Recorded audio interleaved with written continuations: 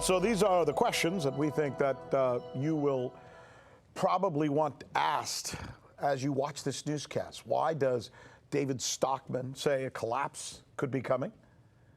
Why is the maker of AR-15s offering Sandy Hook parents $33 million? Is there really a new way of buying that does not include money? There is, and we're going to tell you what it is. Everyone seems to be talking about inflation and how that can be a harbinger of things to come. But fewer people are taking that deep dive into exactly how much money we're simply pulling out of thin air. And we're going to look at both of these issues, but we're going to begin with inflation.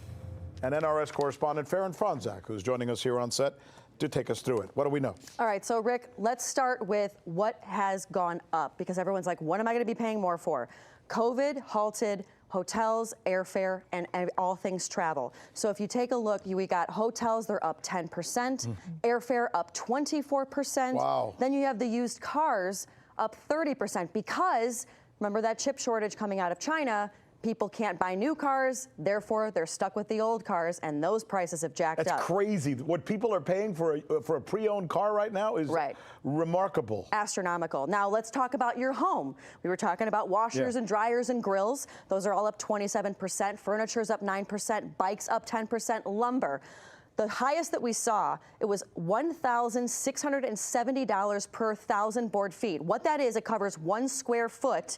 Okay, a 12 by 12 inch tile, $1,600. So how big is the increase in lumber? Probably up about 20 or 30 Oh, as well. absolutely, yeah. So then the thing is economists predict this is going to be high. This is going to stay high the next 18 months. Now we have charts that are going to blow you away. You're going to see a dip first, which is going to be 2019 to 2020. Then I want you to look at the last half, the 2020 to 2021. Take a look here. First, we've got transportation.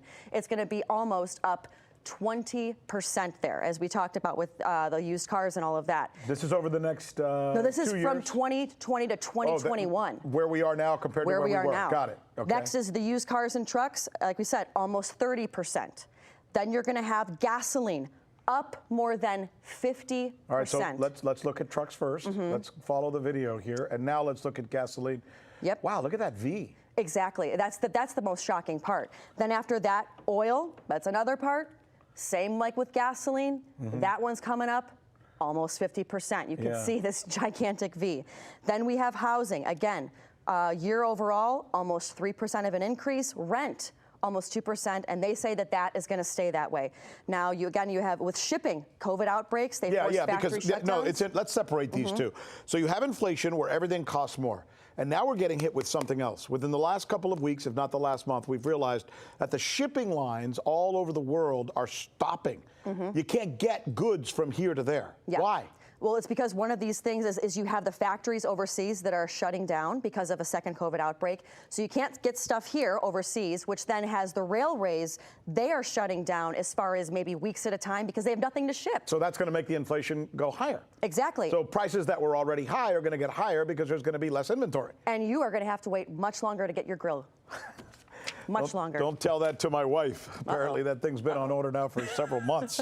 All right, David Stockman. Let's bring him in. David Stockman, he's written arguably the best book on crony capitalism. It's called The Great Deformation, The Corruption of Capitalism in America. Talk about a great read. David's good enough to join us right now. All right, so we went through inflation. Most people know that stuff.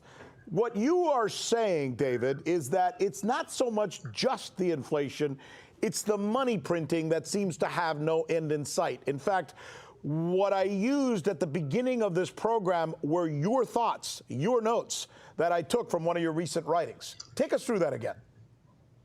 Well, okay, I think it's very simple. The first century of the Fed, its balance sheet went from zero when it opened in 1914 to about 4.4 trillion somewhere in the middle of 2014, a century later. In the last 23 months, we've duplicated that 4.4 trillion.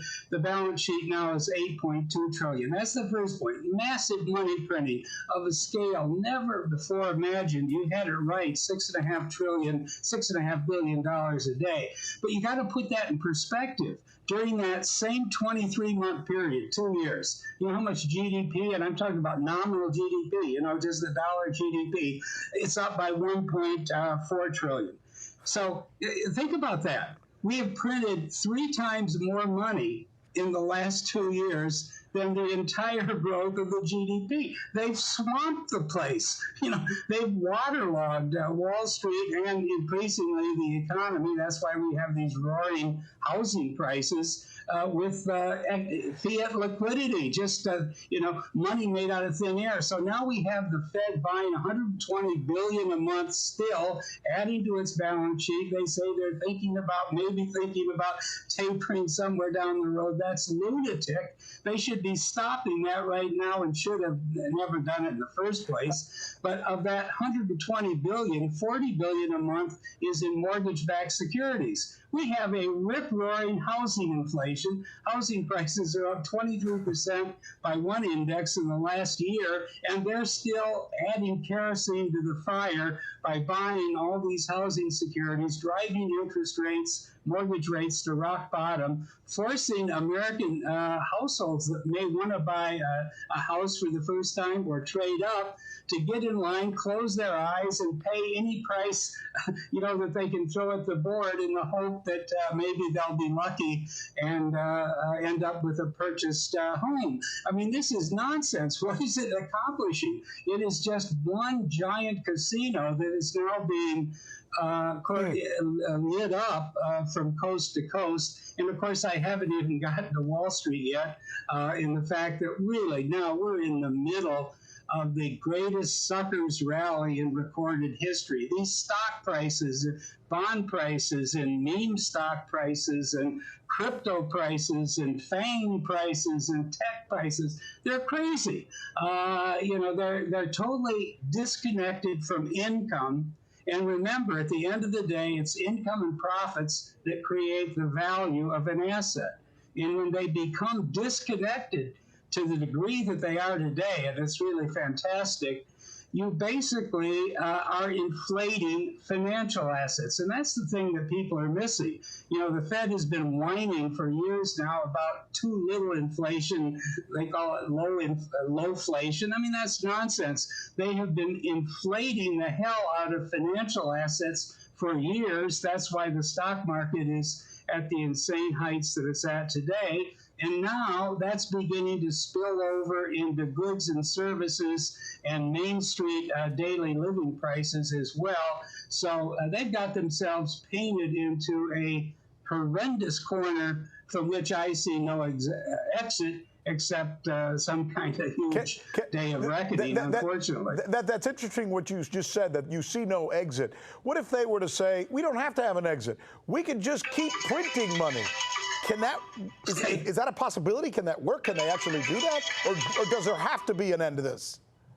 I think there has to be an exodus because pretty soon we're going to have goods and services inflation that's at 4, 5, and 6%, which is even far higher than their own targets. They're going to have to finally concede that it's not transitory. And as a result of that, they're going to have to raise interest rates. They're going to have to stop buying all these bonds. And the minute that happens, there will be a huge crash on Wall Street. And of course, unfortunately, that will spill over into the Main Street economy, and everybody will suffer as a result of the foolishness of the 12 people sitting on the so-called open market committee, and particularly of Jay Powell. I mean, this guy is the most incompetent boob that has ever, run the Fed, and we've had some real, winners in that category for several terms now. I mean, it's just unbelievable. The guy stands up there and lies to the American public. He doesn't have inflation under control. He says he sees no sign of bubbles in the stock market. What is that guy smoking? I mean, when you have the S&P trading at 30 times net income, or double what it should be, it's just one indication of the problem. David, you're fantastic. You are, man, you tell it like it is.